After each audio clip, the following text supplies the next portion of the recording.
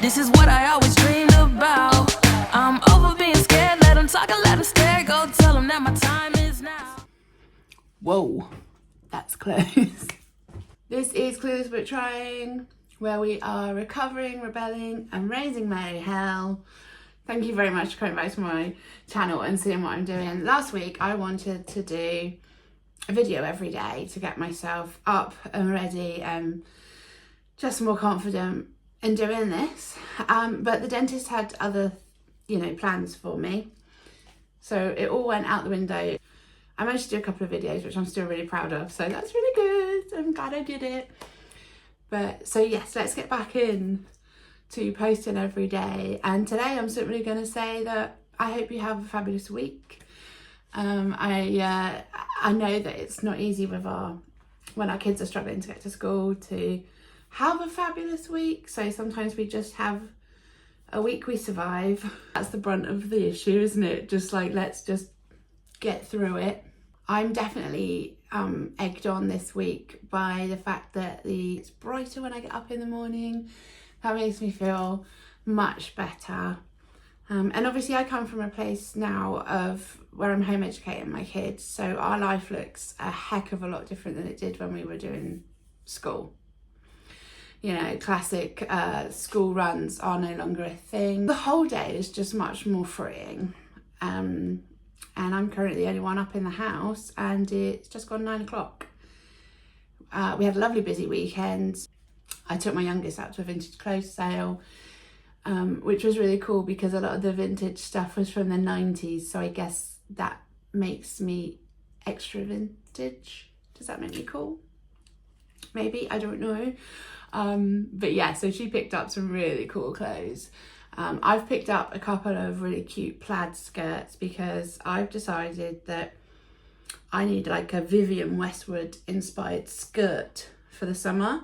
But when you go on Vivienne Westwood site, obviously they're like 800 quid for a skirt, and whilst like amazing, maybe one day. Yeah, so I'm going to DIY myself a cool skirt for summer. Quite excited about the idea of that. I've not done that in a long time, so that'll be a project, and I suspect that my youngest will help me with that because she's actually really good at the whole sewing and creating something out of nothing when it comes to kind of fabric and thinking 3D. We went over to Bournemouth to do that, which was awesome. Oh, and also there were lots of shell suits. And I've heard on the grapevine that they're bringing shell suits back, and I would just like to state that I'm not okay with that. I don't want a shell suit. No thank you. I won't be partaking in that. I don't know what else to say. I get stuck with things to say. What do you want to know about me? How can I help you? What else have I got going on this week? Oh, my youngest is starting horse riding again, so that's exciting. I'm a huge horse riding fan. I grew up with horses.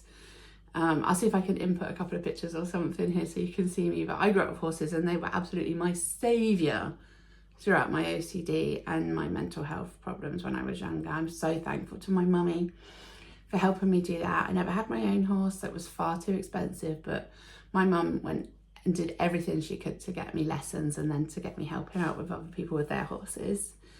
So I used to go like poo picking, in exchange for horse riding. Basically, I'd go and help people out with their horses when they didn't have perhaps the time because they were at work or whatever, and then I get to ride them. And that actually made my riding skills so much better because I got to ride a myriad of different horses, from like amazing Cleveland Bay hunters to cheeky little Welshes. That was really good fun. So yeah, I'm really excited about youngest getting horse riding again. This week's quite an open week actually. I haven't got loads and loads kind of in to do, and I definitely operate more creatively and from my heart when I don't have too much on. I don't know if it's my mental health or it's my neurodivergence, but having too much going on in a week puts me in a complete meltdown, and then I don't want to do anything. It just kind of overloads my brain. Are you like that?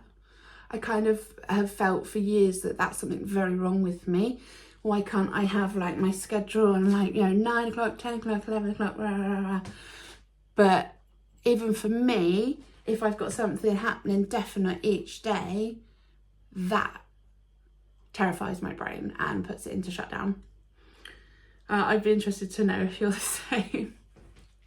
I just can't cope with it. I need to have, like, I have goals, I have things I want to do and complete, but I have to have the space in which that can happen be very open so that I don't get completely overwhelmed and then shut down. And I think it's really important to bear that in mind for our kids as well. Because if me as a 44-year-old adult is getting overwhelmed with stuff because of the way my brain is wired differently, then you can bet your bottom dollar your kids with hormones are worn out from it all too. It gets too much. I think we're asking too much of everybody, and there's a part of me that longs for us all to just live freely. Living in an ADHD brain can be very, very hectic and very, very fun. Thank you very much for coming back and seeing me ramble. I hope you have a really lovely day. I hope you have a really great week. If you can come back and see me again later in this week, I'd much appreciate it, because I really want us all to connect. Thank you very much for being here. I hope you have a beautiful day.